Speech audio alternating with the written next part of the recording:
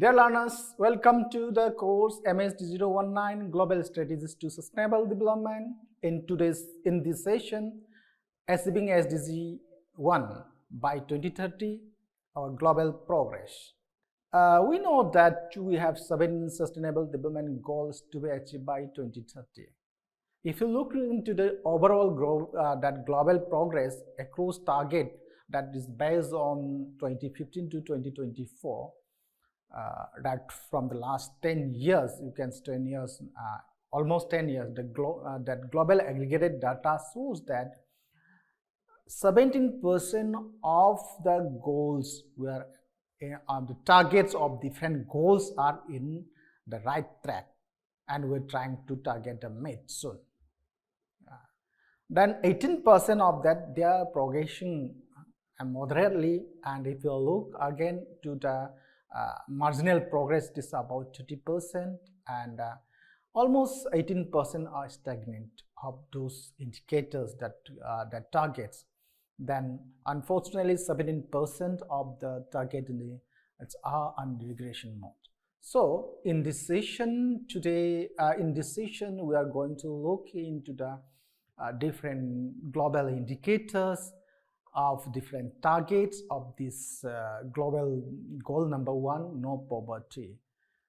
As we know that elimination of poverty in all forms worldwide is the important basic goals of SDG-1. Poverty being and multifaceted issues. When you look into that, it involves the lack of sufficient resources or income to meet basic human needs. When we talk about basic human needs, it's about food, shelter, clothing. Again, today in the modern world, from the last few decades, education has become one of the basic needs, right?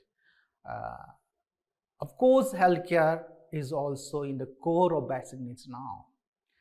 When you talk about this poverty, it is not about income deficiency or resource scarcity. It's also manifests as hunger, malnutrition. Then it is because of the limited educational opportunities we are having.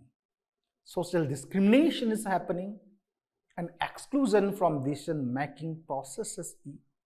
These are some of the causes of the poverty. So eradicating poverty in all its forms is one of humanity's most daunting challenges today. If you look into this SDG-1 and poverty, means no poverty, it has 7 targets and 13 indicators. The challenges in front of us is, we have identified 36 million people still in extreme poverty.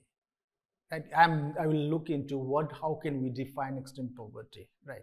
So the solutions to this is, now we need to build a resilience of poor people so that they can live a dignified life.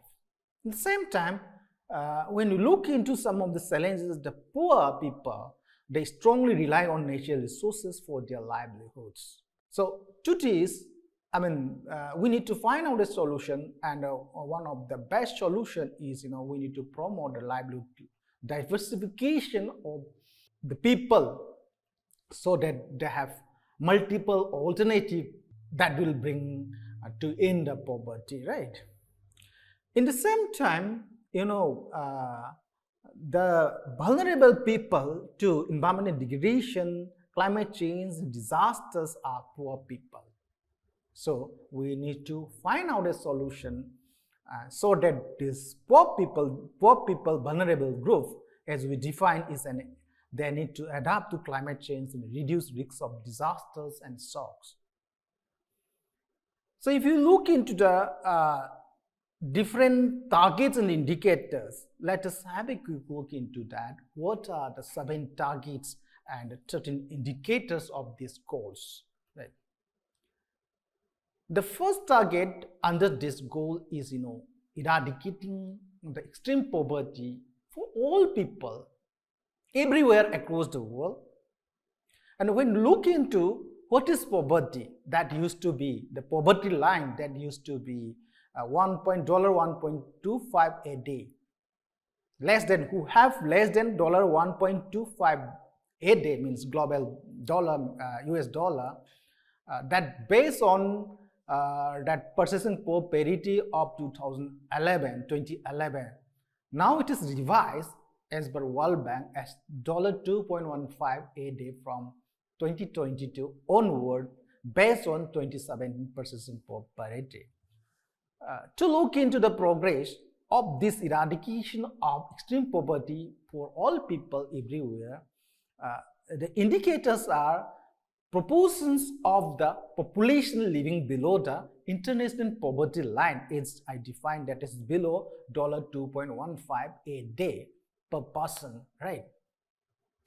By different sex, age, employment status, and geographical location, may be urban, rural. So if we look the present progress, looking into these targets, you will find out that one of the indicators in that, proportion of population below the international poverty line of US dollar 2.15 per day.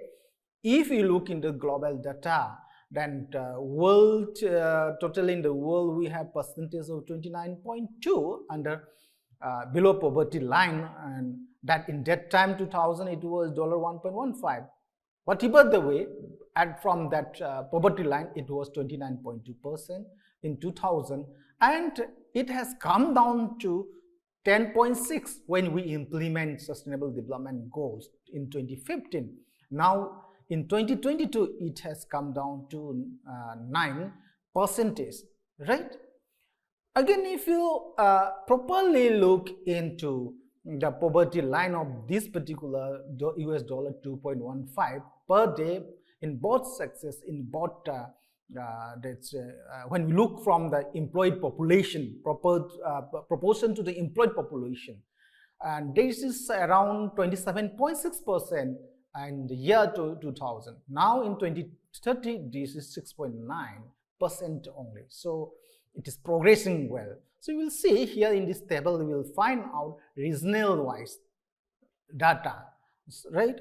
In the same way, when look into the proportion of employed population below the international poverty line of US dollar 2.15% per day, both sex and by age, here also in percentage you will find out globally, if you look into the age group, adult, this is that is more than 18 years old, and the youth, which is defined as from 15 years to 24 years old. In 2000, 26.2 for the adult, 33.4 in youth. Now in 2019, this has come down to, for the adult, only 6.2% is proportion of employed population. It is 11.6 for the youth. So it's our progress is going, it's very well, progressing very well. Then when it comes into proportion of employed population below the international poverty line, now that also you will see here, that is also progressing well from 28 in different in both the sexes, means female and male. Then here also, and 2015 we have 8.4. if you look from the implementation of UN SDG, 8.4% female and 8.4 also male. Okay, same for the male. Into 2019 you will see here in 7.2 for the female. So from 8.4 to 7.2, right? The same way from 8.4 to 6.8. So it shows we are going well in this as far as indicator, this particular indicator is concerned. The same way, if we look into the different youth, then again in the same way, if you look into proportion of employed male population below the international poverty line of US dollar 22.15 per day by age, means adult youth, for the male population. Here also you will find out from 2015 then we are going well. From, for example, if you here you will see 7.6 for the adult in 2013. Now it is 6.1 in 2019. That was 4 years back, 5 years back. Then when we look into this male population, it is also going well. Same way for the employed percentage is also going well. When it comes into, when we're talking about this particular target 1.1, is we understand that extreme poverty levels had turned to become, it was an issue when we are facing with global pandemic in 2019 to 2021, 22. In that time, some hurdles are over there. We are not able to, cope up with that. But after pandemic, it is progressing well, right? So the share of the world's working population, if we look into the impact of that particular global pandemic, that was going backward. But in 2015, if you look into that after post-pandemic, if you compare that post-pandemic, in 2015 it was 8.4%. Now in 2023 it is 6.9%, right? Again, if we look into the second target of this goal number 1, we need to reduce at least by half the population of men, women, and children of all ages living in poverty in all its dimensions, according to national definition. Where here I want to say that every nation have their predefined national definition that they will look into their different parameters into that. Okay, so the indicators to look into that is one of the first indicators: proportion of population living below the national poverty line by sex and age. The same time, proportion of that indicators, second indicator is the proportion of men, women, and children of all ages living in poverty in all its dimensions according to national definitions, means their local definition, right?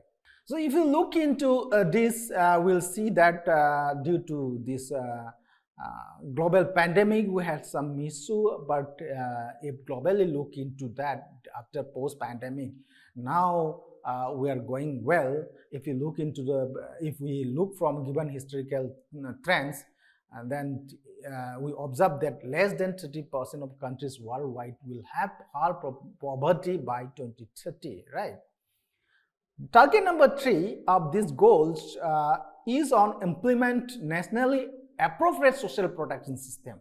You understand? That is nationally appropriate social protection system, because all nations, they have different protection scheme that they need appropriate the policy and program, and the measure for all including flows. And by 2030, then there should be an achievement of substantial coverage of the poor and the vulnerable. To look into that, the indicators are proportion of population covered by such kind of social protection flows or system, by sex, by different ages, children, distinguishing the children, unemployed person, older persons, persons with disabilities, pregnant women, newborn, and work injury victims, and the poor and the vulnerable. So if we look into different indicators on that, and globally when we look into that, one of the indicators that is proportion of children household receiving child family cash benefit, where every nation are giving. Then globally, if you look into that, 2015, 22.06% days was there. Now in 2023, it is 28.16%, right, percent. Okay, so at least we are growing up to some extent, in proper way. We are sure we'll be able to achieve at the earliest. So when we look into that, only 28.2% of children worldwide receive such kind of child cash benefit. So to guarantee at least basic level of social protection for all children, upper and lower middle income countries, they need to invest an additional, based on the SDG report 2024, They need to invest an additional $98.1 billion and $88.8 billion respectively, while low-income countries would require an additional $59.96 billion. So this is the gaps we are seeing, finding. So we need to pump more money to achieve our target by 2030. Okay. The target number 4, that is on ensuring that all men and women, in particular the poor and the vulnerable, needs to have an equal right to economic resources. They need to have access to basic services, ownership and control over land and other form of property, inheritance, natural resources, appropriate new technology, and financial services, including microfinance. So, indicators to look into the progress of targets as per UN SDG global indicators are that is proportion of population living in that household access to basic services. Then indicator 2 of this target is proportion of total adult population with secure tenure right to land with legally recognized documentation. Another category is that perceive their right to land as secure in both the sex and by type, what kind of tenure that these are the indicators. If you look into the proportion of population using basic drinking water services, right? So globally, 2015 it was 88.4%, now it is 91.2%. This is progress we are getting. So it is going well. I'm sure by 2030 we will be able to achieve this. When we look into the proportion of population using basic drinking water services by residents, right, means rural urban differences, you here also will see that globally it is 79.3% when SDG was implemented. The baseline as an SDG was UN SDG was implemented. Today, when it was in 2022, it is 84%. So, likewise in urban, from 2015 to 2022, it is moving from 96.2 to 96.6. When you look into urban, it is, progressing up to some percentage only, but by 2030, we will be able to achieve it.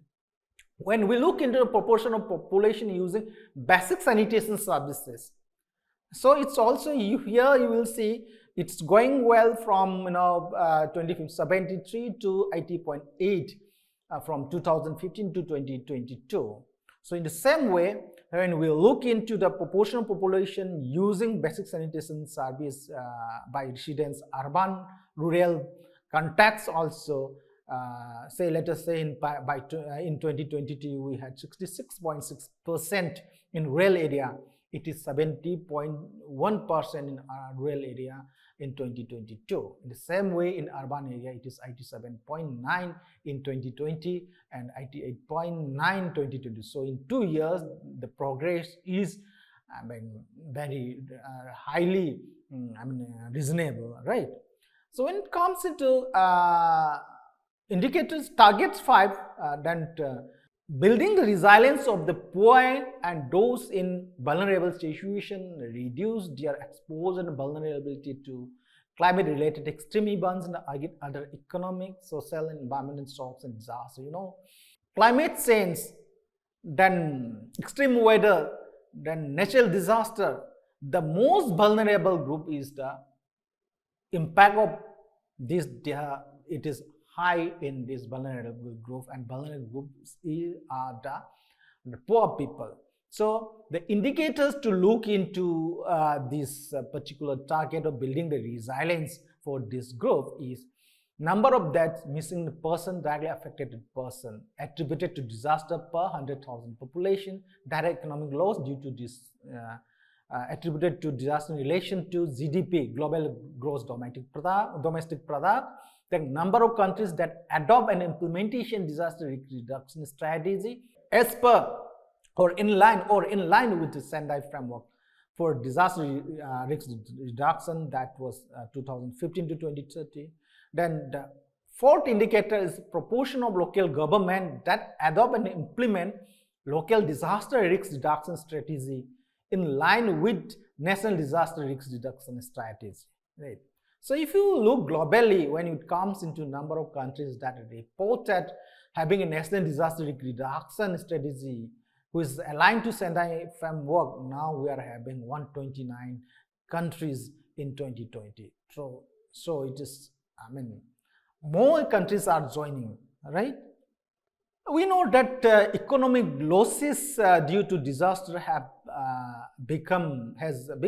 remain stubbornly high in recent years, and I know have no sign of elevation, because as I told you, only if you can 129 countries they have joined it. So if you look in the figure as per the report, different report, you will what we observe is that between 2015 and 2022, direct economic loss was reported to exceed more than $115 billion per year worldwide, which is amounted to around 0.3% of the gross domestic product (GDP) of the reporting countries, where we look into 129 countries.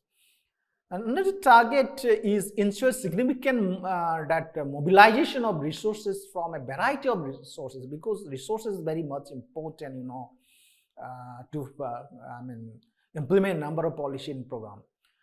That resources includes through enhanced development cooperation in order to provide adequate and predictable means for developing countries, particularly least developed country, to implement this program and policies to end poverty in all its dimensions. So the indicators to look into this particular target is total ODA, official development assistance grants from all donor countries that focus on poverty reduction as a share of the recipient countries' GNI, gross national income. Then another indicator is proportion of total government spending on essential service. When you talk about essential service on education, health, and social protection scheme, right? So if we look into the ODA, official development assistance grants for poverty reduction as proportion, regional wise, you will see here. For example, when we look into sub-Saharan Africa, one of the vulnerable country, then if we look into this progress, it is stagnant in 2015 to 2020, though it is if you look from 2010 to 2020, it is increasing, but unfortunately by 2022, it was down. The ODA is decreasing. So these are some of the possible ways there are nodes of conflict and international political scenario, political issue that may be the region, right? Again, if you look into the proportion of total government spending on health, globally, if you look into that, it is going well in 2020. If 2020 it is 12.5, then 2021 is 13.3, right? Then it is stagnant again to the level of 2020 and 2022, it is 12.5. So in the same way, when we talk about proportion of total government spending on social protection, that is in 2020, it is 24.6 globally, and global average, world average, then it is 22.9 in 2022. So if we look into these particular indicators, we'll see that approximately 100 countries show that the proportion of total government spending on essential services is approximately about 50%, with an average of 60% among the economically advanced countries, 40% among the emerging market and developing economies. So when we look into the trend, that trend is happening. This indicator has trended slightly upward for both the groups, means the developing and the underdeveloped, the developing and the developed country over the past 2 decades. So the gap between them remains stable, approximately only 20 percentage points. Another target is creation of sound policy framework at different level, national, regional, international level, based on pro-poor and gender-sensitive development strategies to support accelerated investment in poverty eradication actions. So pro-poor public social spending is the indicators to look into this target. Global efforts, it's still continuing, as we know that. to eradicate this extreme poverty, but is hampered due to COVID-19, especially from 2020 to 2022. It caused extreme poverty to increase during this particular, this duration 2020 to 2022 because of that global pandemic. But if we look into the post-pandemic, recovery has been happening but unevenly across the world, right? So that needs to be looked into. When we are looking into the progress as per the global that Sustainable Development Goal Report 2023, still then if we continue this kind of progress, especially in then this trend what we discussed, that by 2030 it may be by 575 million people will still be living in the extreme poverty line. That is as of now $2.15 per day per person. So only 1/3 of countries will have half their national poverty levels in that time, right? So we need to work more. Then many of the, you will see world's vulnerable population even they are still remain uncovered by special protection. That may be because of their local issues, national issues. So if you look here, that different category, we are only having among the children 8.5% only we are able to cover, especially in low income countries. So only 23.2% of older people here.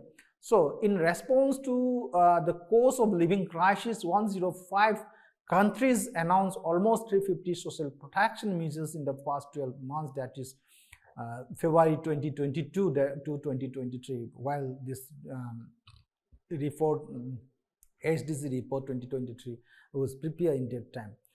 If you look into the global this progress, you sum up all these things, you will find out that international poverty, that particular indicator 1.1, to end this poverty, the international poverty line. Now our progress is moderate but needs to accelerate the activities. When you talk about national poverty level at different nation, in different nation, marginal progress, and it is uneven, and then we need to improve significantly the implementation of different policy programs. Likewise, when you talk about social protection, also the same marginal progress is still need to improve. When you talk about access to basic services, that's also progressing moderately, right? Then to resilience to disaster, one of the indicator in that case, also we need to this marginal progress need to accelerate in the same way when you talk about government spending on essential services. When we look into poverty eradication policies as per the report, that insufficient data is there. That may be because of the hurdles in collecting the data. When the every country has their own, gaps. That may be the one of the region, right? So this is how much progression in globally in this particular SDG goal number 1. No poverty. So in this session, what we are trying to understand today, in this session, is we are looking into the different targets and the indicators of Sustainable Development Goal 1, no poverty, and we have looked into the that global progress based on the published data by UN Sustainable Development Goals. I'm sure this will help you to understand the global progress since its implementation, and I suggest all of you to update your understanding in this line by visiting on different UN Sustainable Development Goals website, and the references, few of the references are here. So with this, thank you. We'll see you in the next session.